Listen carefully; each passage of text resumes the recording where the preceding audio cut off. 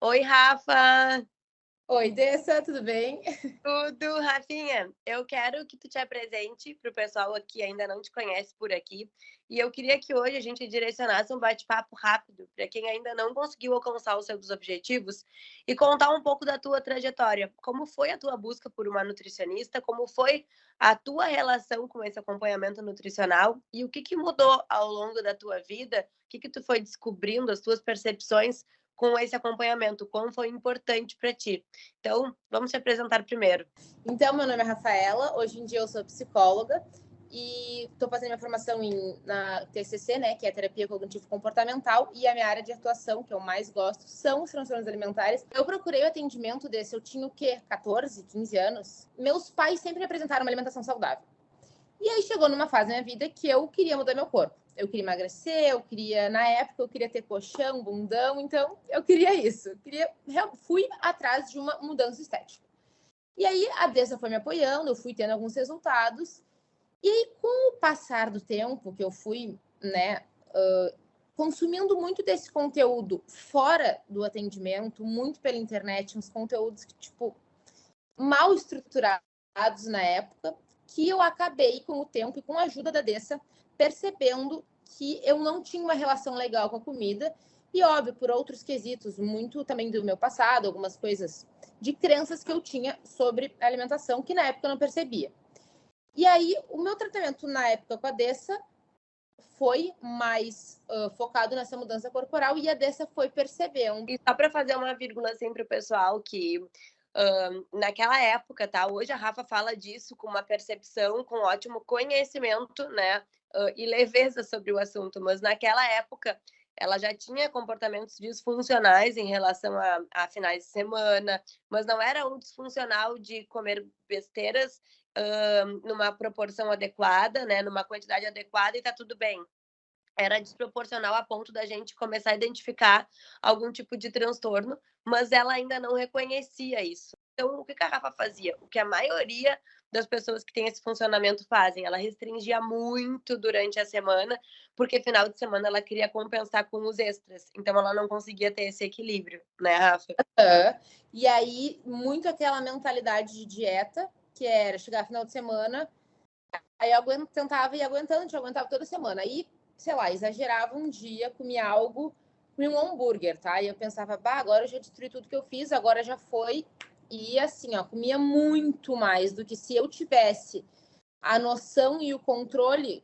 Se eu fizesse o que a Dessa me falava, do tipo, come ali, tranquilo, come uma porção adequada, tranquilo, isso não tem problema, e volta no outro dia.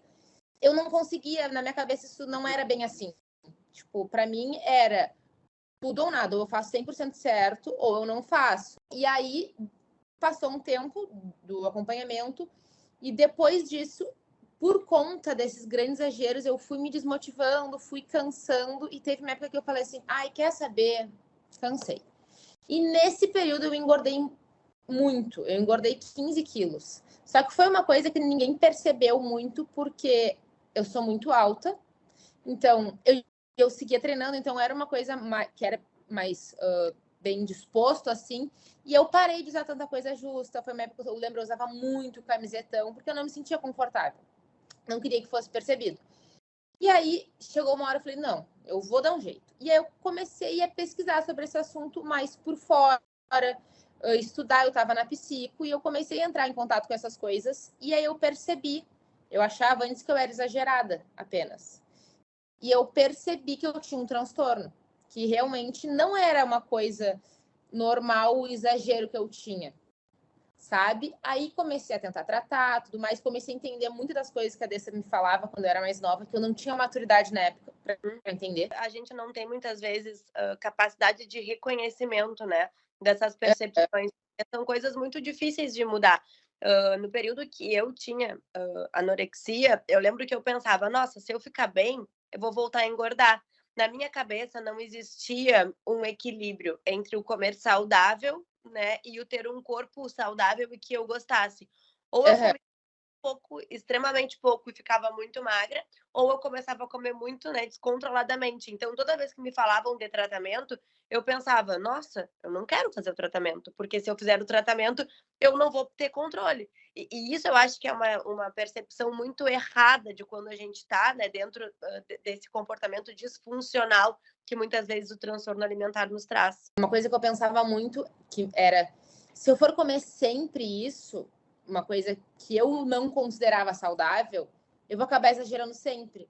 Então, eu prefiro aguentar o máximo e que um dia eu exagere muito. Na minha cabeça, eu pensava assim. Depois, eu comecei a entender que não fazia o menor sentido. Porque se eu fosse dividindo e comendo ao longo da semana, quando eu realmente tivesse vontade, até minha vontade diminuiria, porque aquilo não era mais uma coisa proibida. Eu poderia comer quando eu quisesse e eu comecei a entender que eu tinha controle. Só que uma coisa muito presente num transtorno de compulsão é o medo de perder o controle. Eu tinha tanto medo de perder o controle que eu me restringia, porque eu ficava com medo de que aquilo acontecesse todos os dias da semana. E aí foi isso, eu comecei o tratamento, mas depois de um tempo eu entendi, tive um entendimento bem grande sobre nutrição, sobre os alimentos, tudo mais, como é que realmente funcionava. E aí passou a ser uma coisa que se perpetuou na minha vida por muito um quesito de ansiedade. Eu não sabia lidar com as minhas emoções, eu não sabia lidar com isso e eu acabava descontando toda e qualquer emoção na comida. Porque já era uma forma de conforto para mim. E aí virou esse outro ponto. E aí cheguei a um outro momento que foi aprender a regular as minhas emoções de outra forma. Me permitir certos sentimentos, aceitar certos sentimentos e não mais usar tanto a comida como uma fuga, que acho que é uma coisa que muita gente faz. Até porque nós fomos criados muitas vezes nesse contexto, né, de relacionar o nosso conforto positivo ou negativo com a alimentação. Mas algumas se conseguem ter um equilíbrio em relação a isso. Outras têm, essa atitude de forma disfuncional, a ponto de não encontrar outras formas de conforto, merecimento, bem-estar, a não ser o alimento, né. Então, o que primeiro momento parece te trazer um conforto, mas logo em seguida tu vê que foi um agressor, né? Foi extremamente agressiva a forma como tu te alimentou, a forma como tu te relacionou com a comida naquele momento. Tu tá contando pra gente toda a tua transformação, né? Que tu buscou a nutricionista com um objetivo que era totalmente estético, uma adolescente. Aos poucos tu foi percebendo como o teu comportamento era disfuncional, o quanto tu teve que prestar mais atenção nas tuas emoções, né, inicialmente, para depois conseguir trazer isso para a tua relação corporal. Então, foi um processo de autoconhecimento muito grande. Muitas vezes os pacientes pensam que é tão difícil, mas como é que os outros conseguem? É só pegar um plano, mas só um pouquinho.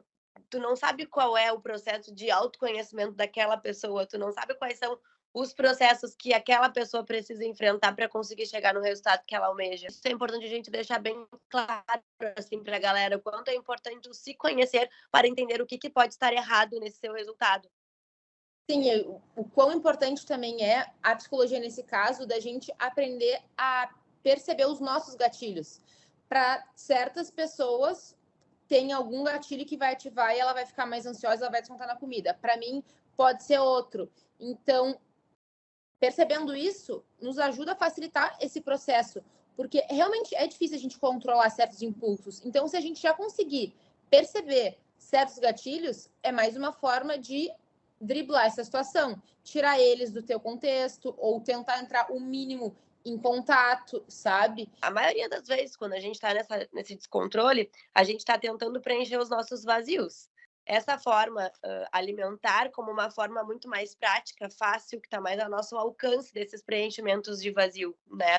Então, vai num sushi, tu tem a necessidade de comer até passar mal, é porque tem um buraco muito grande dentro de ti, que muitas vezes tu ainda não percebe sobre o que é. Se é relacionamento, se é profissional, se é familiar, se é pessoal, mas esse buraco ele tem que ser preenchido com atenção para o que ele realmente precisa, que é resolução, e não com o alimento, que muitas vezes é a nossa forma mais familiar de conseguir resolver essas questões, né? Porque tu não Claro, resolve e tu ainda deixa esse buraco mais profundo.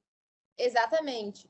E aí eu acho que isso era uma coisa que, numa pessoa que está passando por isso, talvez por um momento vale a pena tu evitar essa ida a um sushi que vai ser uma sequência. Talvez passar por um tempo pedindo um combinado ou coisa assim. Ou pessoas que têm outros gatilhos. Comidas pastosas que tu come de colher, tipo pasta de amendoim, pasta de castanha. Para mim também era uma coisa muito gatilho. Talvez por um momento, não para sempre, mas seja bom tu não ter em casa, sabe? Coisas assim. E com o passar do tempo que tu vai aprendendo a lidar com isso, falando assim bem numa questão psicológica que eu percebi muito hoje, foi depois que eu parei de achar que eu precisava descontar todas as minhas emoções na comida, eu passei a conseguir acessar e identificar o que realmente estava me incomodando. Porque quando tu faz isso, tu entra naquele ciclo. Tu pega, tu te restringe, tu exagera, e aí tu começa a pensar sobre o que tu vai fazer para que isso não aconteça de novo, ou para compensar esse exagero, e tu tá sempre pensando sobre comida. É um looping, né? Um looping do não quero comer, não quero comer. Ah, eu quero comer, comi. O que eu vou fazer agora? E tu não pensa sobre outras coisas. Tu fica obsessivo sobre aquilo. Quando tu consegue passar essa barreira, tu te permite pensar sobre tantas outras coisas, sabe? É uma coisa que eu percebi muito. É libertador, né?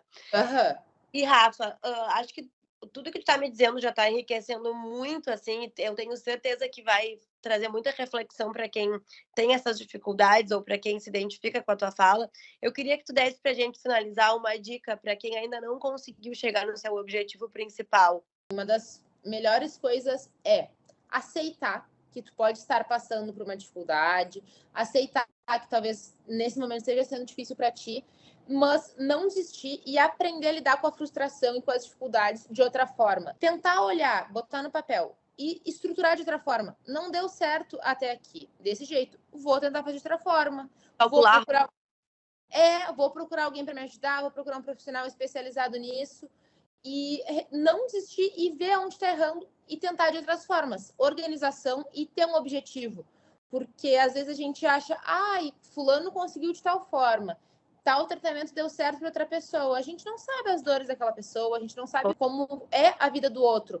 Então é realmente tentar procurar, né, o seu equilíbrio, o seu objetivo e ter uma meta assim, de bem direcionada, ter mini metas, acho que é uma ótima forma assim da gente conseguir não desistir e sempre ir olhando para os nossos erros e falhas dessa outra perspectiva. O que eu estou errando? O que eu não estou vendo? Como fazer diferente? Acho que essa é a melhor forma assim de lidar com tudo isso.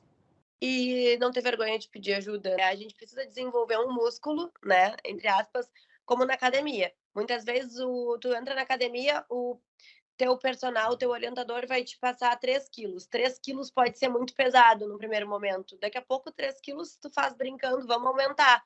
Porque tu desenvolveu capacidade de força. A mesma coisa aqui. Pedir ajuda, porque tu não estás nesse momento conseguindo ter controle, não tem problema nenhum. Tu vai junto com o profissional aprender a desenvolver essa ferramenta, desenvolver essas habilidades dentro de ti para conseguir lidar com esse processo. Então, acho que desenvolver essa maturidade. Muitas pessoas postergam muito, né? O buscar ajuda por medo, por vergonha, por se sentirem inferiorizadas. E, gente, quanto mais a gente posterga, maior é a dor que a gente fica. Então, buscar ajuda de pessoas que não vão julgar, que vão orientar, sem dúvida, eu acho que uma das maiores e melhores dicas para quem não consegue sair desse lugar, né? Além de todas essas outras que a Rafa nos trouxe. Rafa, muito obrigada pela nossa troca. Acho que foi Eu que agradeço por tudo, por todo espaço que sempre me dá dessa.